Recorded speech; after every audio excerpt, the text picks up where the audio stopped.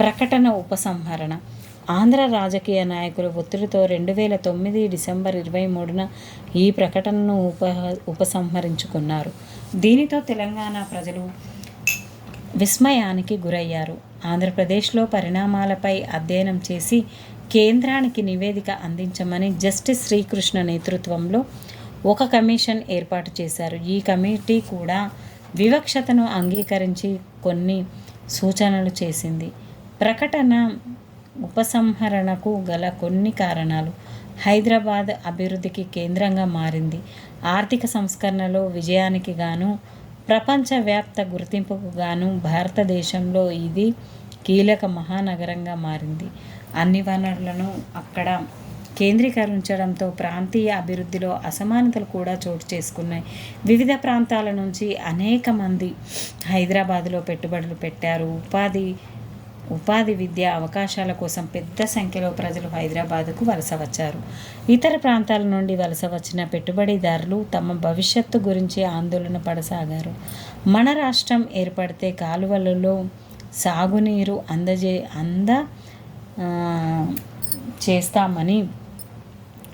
అందదేమోనని, విద్యుత్ శక్తి కొరత ఏర్పడుతుందేమోనని కోస్తా రైతులు కూడా ఆందోళన చెందసాగడం అనేది జరిగింది ఫ్రెండ్స్. తెలుగు భాషా ప్రాతిపదికన ఒకటిగా ఏర్పడిన రాష్ట్రం విలీనం రద్దు కావడం ద్వారా 2 రాష్ట్రాలుగా ఏర్పడడం దురదృష్టకరమని సీమాంధ్రలో చాలామంది భావించారు.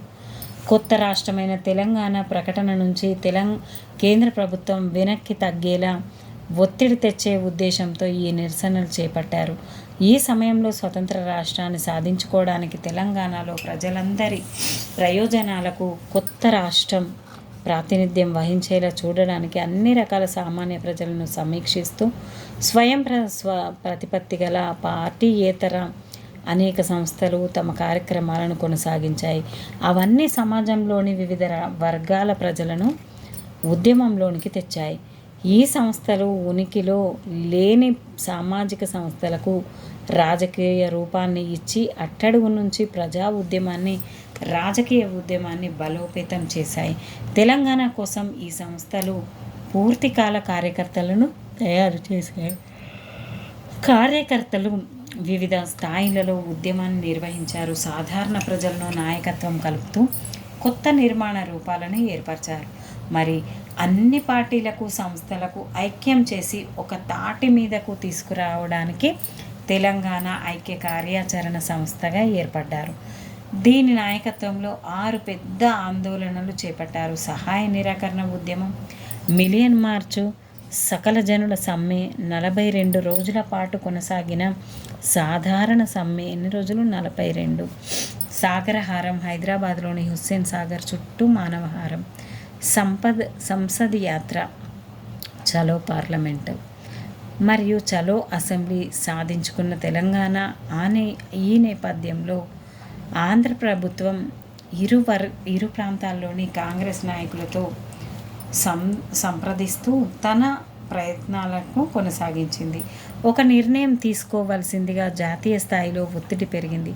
ఈ విధంగా తెలంగాణ ఒక జాతీయ సమస్యగా మారింది. ఆంధ్ర, తెలంగాణ ప్రాంతాల వాదనలను విన్న కాంగ్రెస్ కోర్ కమిటీ రాష్ట్ర విభజనకు అనుకూలంగా అంతిమ నిర్ణయం అనేది తీసుకుంది. దీనివల్ల అందుకు అనుకూలంగా ఆంధ్రప్రదేశ్ రాష్ట్రాన్ని విభజిస్తూ ఫిబ్రవరి 18న లోక్సభలో, ఫిబ్రవరి 20న రాజ్యసభలో, మార్చి 15 రాష్ట్రపతి ఆమోద ముద్రతో పార్లమెంటు బిల్లును ఆమోదించింది. 2014 జూన్ 2న ఆవిర్భావ దినంగా ప్రకటించుకుంది మన తెలంగాణ. మరి పార్లమెంటులో బీజేపీ, జేఏసీ, సిపిఐ ఇతర ప్రతిపక్ష పార్టీలు ఈ బిల్లుకు మద్దతునిచ్చాయి. ప్రజాస్వామిక ప్రక్రియలో నిర్ణయాలు ఆలస్యం కావచ్చు, కానీ నిరసనలతో ప్రజలు తమ పోరాటాన్ని పట్టు విడవకుండా కొనసాగించడం వల్ల ఆంధ్రప్రదేశ్ నుంచి తెలంగాణ వేరు చేయాలని దేశాన్ని ఒప్పించారు. వివిధ ప్రాంతాల ప్రజలు తెలంగాణ విజయోత్సవాలు చేపట్టారు. తమ కళ నిజమయ్యిందని విద్యార్థులు తమ కార్యకర్తల సహాయంతో సంబరాలనేటివి చేసుకున్నారు. మరి ఆచార్య జయశంకర్ తెలంగాణ సిద్ధాంతకర్త. ఈయన గురించి తెలుసుకుందాం. కొత్తపల్లి జయశంకర్ తన విద్యార్థి దశ నుంచే 1952 ప్రత్యేక తెలంగాణ కోసం పోరాటం ప్రారంభించారు. వీరు నేటి వరంగల్ గ్రామీణ జిల్లా ఆత్మకూరు మండలంలోని అక్కంపేటలో ఆగస్టు 6, 1934లో మహాలక్ష్మి లక్ష్మీకాంతారావు దంపతులకు జన్మించారు. వారి పాఠశాల విద్యలో హనుమకొండలోని ప్రభుత్వ మర్కాజీ హై స్కూల్లో ఇంటర్మీడియట్ డిగ్రీలను వరంగల్లో పూర్తి చేశారు. బెనారస్ హిందూ విశ్వవిద్యాలయం నుండి ఎంఏ ఎకనామిక్స్ పట్టా పొంది హైదరాబాద్లోని ఉస్మానియా విశ్వవిద్యాలయంలో పిహెచ్డి పూర్తి చేశారు.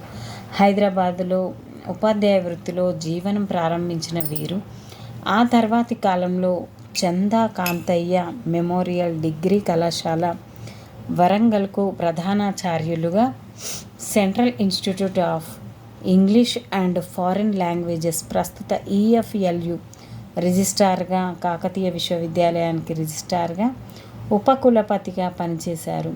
తెలంగాణ వాది అయిన ఆచార్య జయశంకర్ విద్యార్థి దశ నుంచే అనేక ఉద్యమాల్లో పాల్గొన్నారు. 1952లో ఫజల్ అలీ నేతృత్వంలో ఏర్పడిన రాష్ట్రాల పునర్వ్యవస్థీకరణ కమిషన్ ప్రజల అభిప్రాయాన్ని సేకరణకు దేశంలోని వివిధ ప్రాంతాలను సందర్శిస్తూ హైదరాబాద్కు వచ్చినప్పుడు కమిషన్కు నివేదిక సమర్పించిన విద్యార్థి బృందంలో వీరు ప్రముఖులు.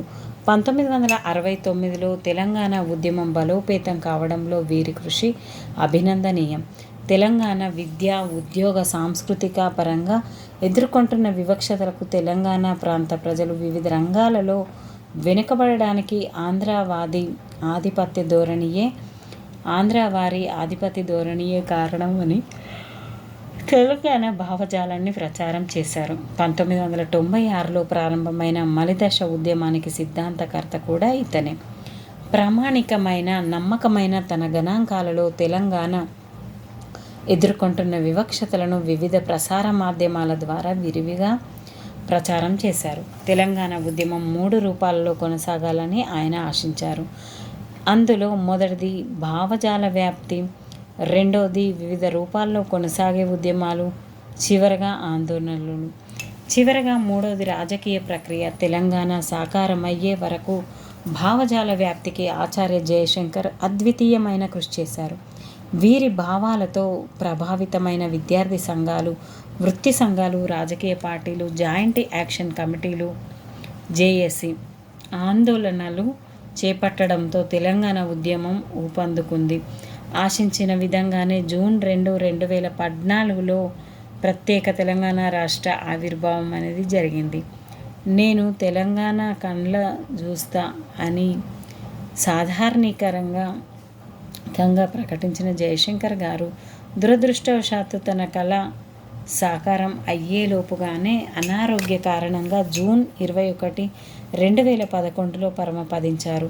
జయశంకర్ జ్ఞాపకార్థం తెలంగాణ రాష్ట్ర ప్రభుత్వం వ్యవసాయ విశ్వవిద్యాలయానికి ఆచార్య జయశంకర్ వ్యవసాయ విశ్వవిద్యాలయం అని పేరు పెట్టడం జరిగింది.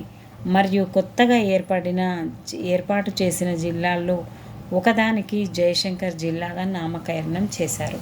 Thank you friends. ఈ వీడియో మీకు నచ్చింది అనుకుంటున్నాను. ఎందుకంటే తెలంగాణ గురించి పూర్తి స్థాయిలో నేను వివరించడం జరిగింది. ఇక తెలంగాణకు సంబంధించిన అంశాలు ఎలాంటివి కూడా లేవు.